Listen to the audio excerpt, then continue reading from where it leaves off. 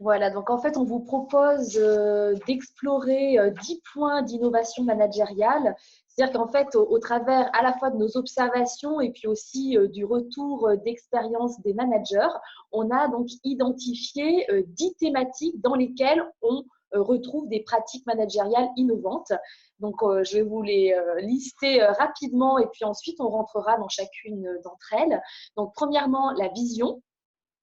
Deuxièmement, donc les objectifs, les identités, voilà, la manière de faire circuler les informations, la manière d'animer les équipes.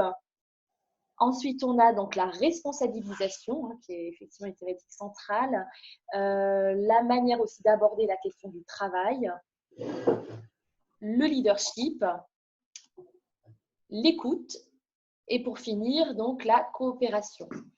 Donc, ce qu'on vous propose, c'est en fait de rentrer dans chaque thématique. Pour chacune des thématiques, on va à chaque fois vous poser une question pour voir où vous en êtes sur le chemin de l'innovation managériale. On s'est dit avec Jean-Claude que finalement, c'est vraiment, on va dire, 10 points saillants, mais ce n'est absolument pas, on va dire, une liste exhaustive des pratiques managériales. C'est vraiment des points voilà, qu'on a trouvé intéressant de partager avec vous. Et puis, l'idée aussi, c'est de se poser la question de où on en est sur les chemins. L'idée, c'est pas non plus de se dire on est au top sur toutes les dimensions. D'ailleurs, je pense que c'est pratiquement impossible. On voit bien d'ailleurs que dans les organisations même très avancées du point de vue de l'innovation managériale, elles ne sont pas forcément au vert sur toutes les dimensions. Voilà. Donc vraiment, voyez cela comme une réflexion pour vous. Et l'idée pour nous, c'est vraiment de vous proposer une vision cible du manager innovant pour finalement commencer votre chemin. Donc, à chaque fois, on vous pose une question et l'idée, c'est que dans le chat, vous puissiez nous indiquer la couleur dans laquelle vous pensez vous positionner. Donc, à chaque fois, juste nous mettre rouge, jaune ou vert. Et ce qui serait intéressant aussi pour nous, puisqu'on l'a dit, le but pour nous, c'est aussi d'être dans un échange de pratiques, que si toutefois, les personnes qui sont dans le vert, si vous êtes d'accord pour partager vos pratiques et puis peut-être les personnes qui sont dans le rouge de nous dire quels sont leurs freins éventuels aujourd'hui pour finalement pratiquer un management innovant dans la dimension évoquée.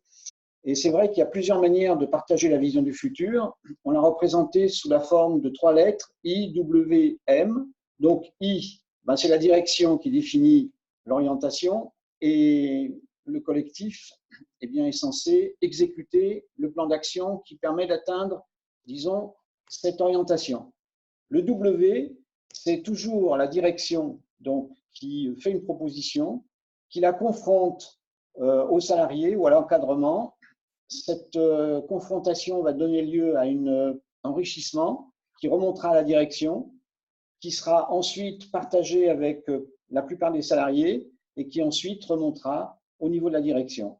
Et enfin, vous avez la dernière version, la plus démocratique, où on part des salariés, de leur représentation, qui font une proposition de la vision, à travers notamment l'utilisation de méthodes agiles. On a une entreprise, par exemple, comme GT Location, qu'on a passé en cours pour ceux qui ont un peu de mémoire et qui démontre bien donc, le processus. La direction prend en compte toutes ces propositions, les enrichit, ça retourne au collectif, puis à nouveau ça remonte à la direction et enfin ça revient à nouveau au collectif. Alors ce qu'on peut dire sur ce point, vous voyez ici rapidement esquissé la pyramide de Maslow. Bien, en fait, vous savez qu'aujourd'hui, il existe une nouvelle maladie dans le monde du travail qui apparaît, qui s'appelle le burn-out. C'est la dernière après le burn-out, maintenant c'est le burn-out, c'est-à-dire c'est la perte de sens, c'est l'impression d'avoir un job qui ne sert à rien et d'être confronté à ce qu'on peut appeler la stupidité.